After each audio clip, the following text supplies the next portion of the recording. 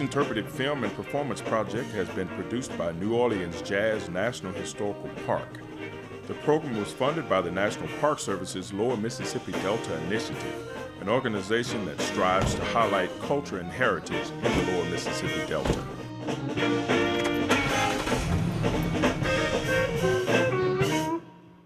Join us as we take a road trip to national parks in the Lower Mississippi Delta. Oh yeah. Hey, Titi, go faire tes jamais les mondes. Hey, Titi, go faire tes jamais les mondes.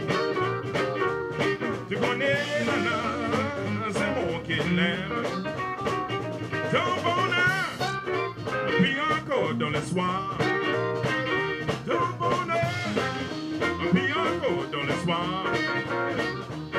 Mon marché tout seul, mon qui me parle tout seul. Oakland Plantation is one of two plantations that's part of Cane River Creole National Historical Park, the other being Magnolia.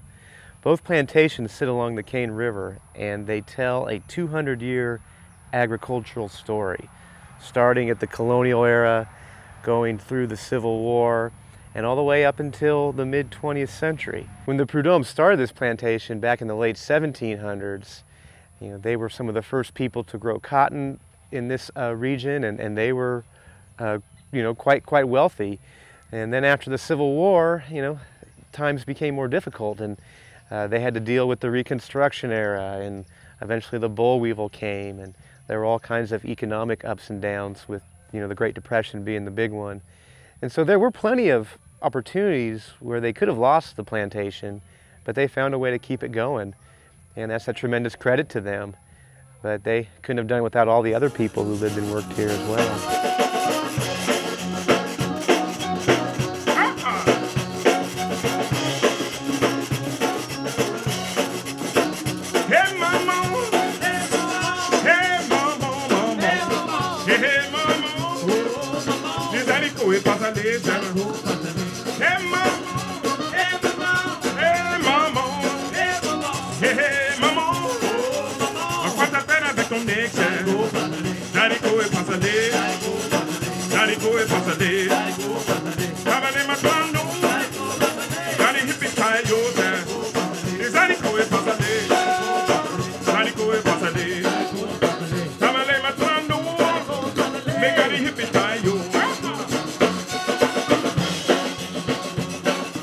The National Park Service here at Cane River has a very unique role. We preserve and protect the buildings, and we interpret the history, and we also work closely with partner organizations.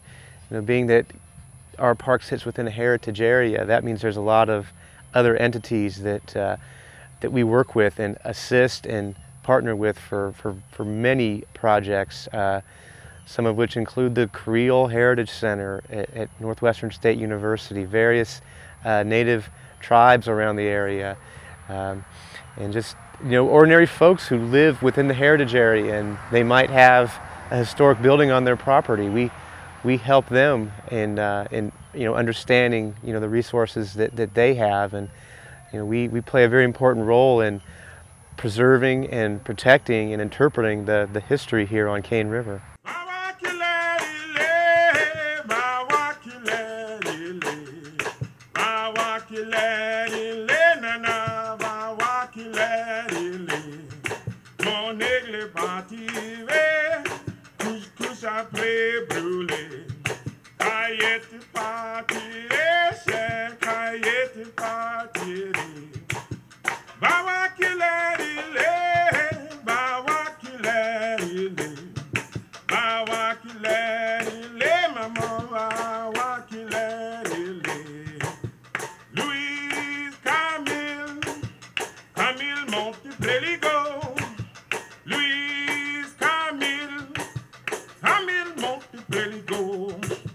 Ballon monté, ballon descend, ballon tombé dans l'eau. Ballon monté, ballon descend, ballon tombé dans l'eau. Mon aigle est parti So that's a big part of our story here, talking about the evolution of plantation life and agriculture. But another crucial part of our story is interpreting the contributions of the Creole people. And depending on who you ask, you might get a different definition of what Creole means, but the most widely accepted definition is that the Creoles are descended from Cane River's colonial people. And that's pretty vague because there was a lot of different people here in the colonial time. You had people of French descent and Spanish descent and Native American descent and African descent, and with all those people living together, a unique culture evolved out of that. And that culture is still thriving along Cane River today. And you know, in our park, along with the history of the plantations themselves, we talk about the language and food and music and architecture and religion of the Creole people that lived and still live in this area.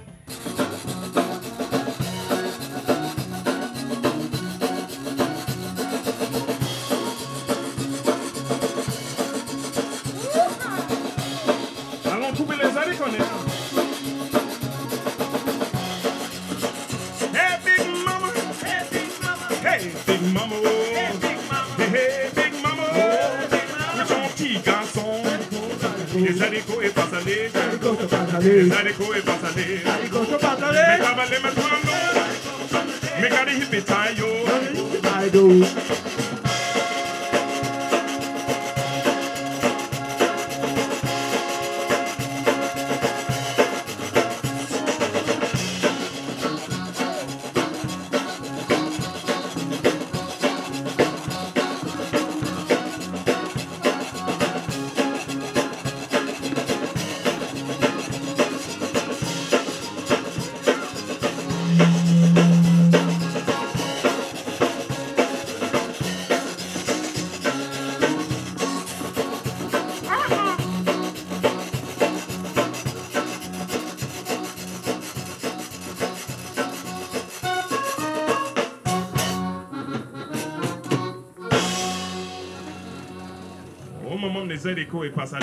Whether they be privately owned, state-owned, or federal, they all are part of the story here on Cane River.